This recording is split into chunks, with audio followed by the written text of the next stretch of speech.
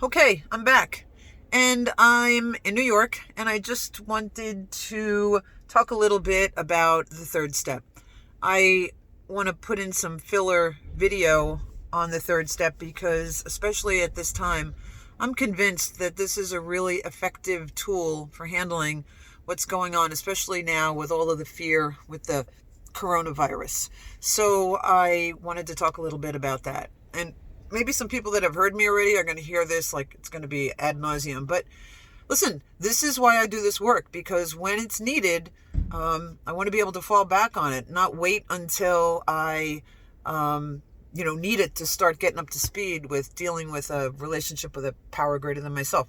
So here's the question. If I have done the third step, and if I have done the work, and I have come up with a description for a power greater than myself that I believe can handle my unmanageability, can manage my life, then I'm going to have started to learn to get into the habit to take everything to God, to take everything to that higher power, and ask for help, ask for guidance, ask for peace that passes understanding in the midst of all of the craziness or the fear.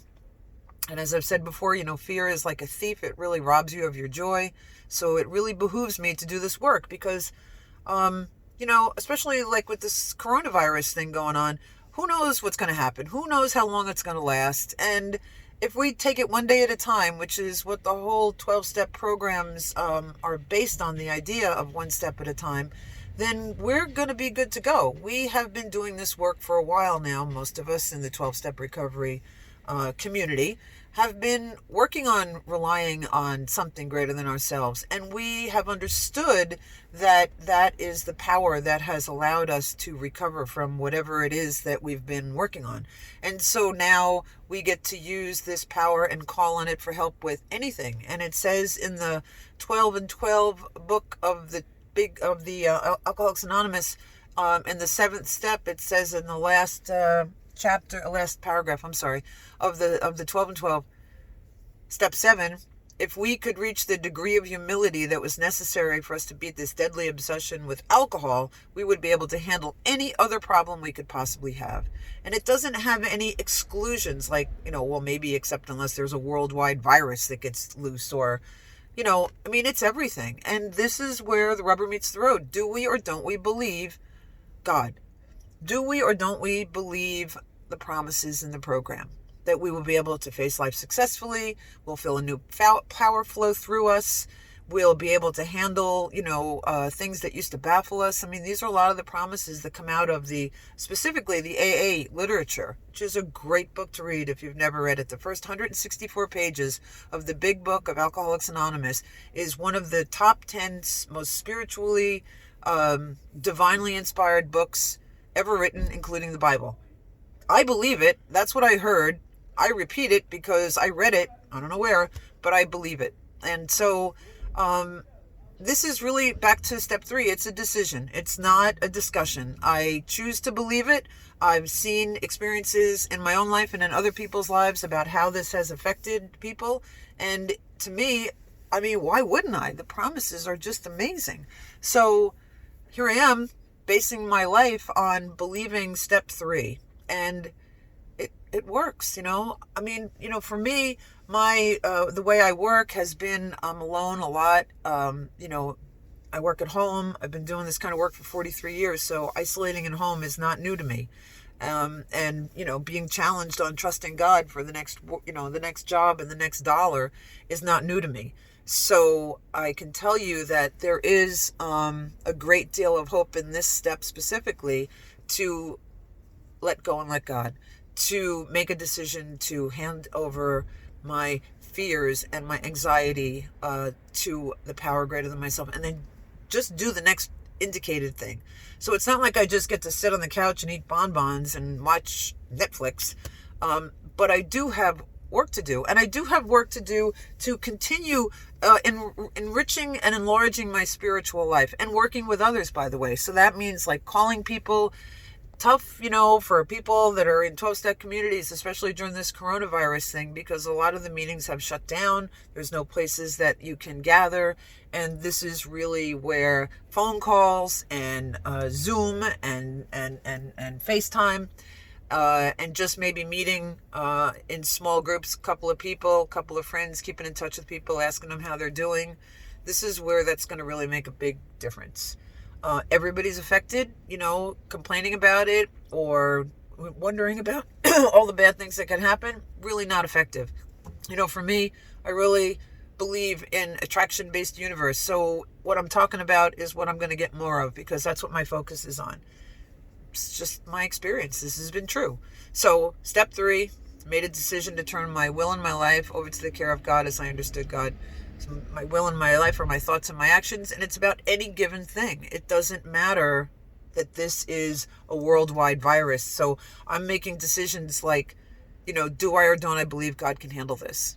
And God has this idea that, he's either all or nothing. And I say God and I say he, it doesn't matter what you call it. It's that power greater than ourselves. And so the decision is, do I or don't I believe that God can handle this? Do I or don't I believe that my higher power is bigger than all of this that's going on out in the world? And can I turn my thoughts and my actions, my will and my life over to the care of that God, and then continue doing what's in front of me, which is just to get up, make my bed, eat my breakfast, think about others, make some phone calls, do the work that I have to do to the best of my ability, and wait and see. So it's not a Pollyanna attitude, and it is an attitude that I have based on experience, from 12-step programs, from recovery, people in recovery, from people that I've known, miracles that I've seen with my own 2 eyes, people turning their lives around. Like, this stuff works, and this is a great opportunity for us to practice these principles in all our affairs, like step 12 says, and pass the message, that there is a solution, there is hope, that no matter how bad it seems to get, there's going to be hope that it's going to get better. It's just a decision. So I don't know if any of that helps. I just wanted to make a video while I was sitting here and thinking about this, because, there's that story about there's 3 frogs on a log and one made a decision to jump off, and how many were left? And the answer is 3, because he just made a decision. He didn't take an action. So I make a decision to turn my life over to God, my thoughts and my actions, my will and my life. And then I take an action. And I believe in God? Yes. Do I believe God? Yes. That's my decision. And if I believe God, then act like it and talk like it and walk like it. They talk about walk the walk, don't just talk the talk. So this is it. This is where we get to make the decision. So I, for one, am really trusting that God knows what's going on. I don't really think, I said this at 9/11 too. I don't think he turned around to refill his coffee cup and then turned back and I'm like, oh shit, what happened? God's in control. He's everything or he's nothing. That's really what the decision is. So I don't get to pick and choose. Like, God can handle my, my recovery, my alcoholism, my drug addiction, my gambling, whatever it is, my food addiction. But when it comes to something like this, what I have to take back, the perceived control that I have, which I never really had the control anyway, it was perceived. So this is a disease of perception.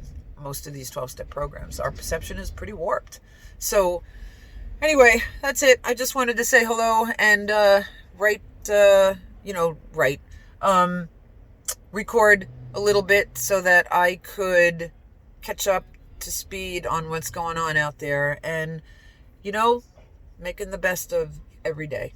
I hope that you guys are doing well, and I am looking forward to getting back and getting into step 4. Bye.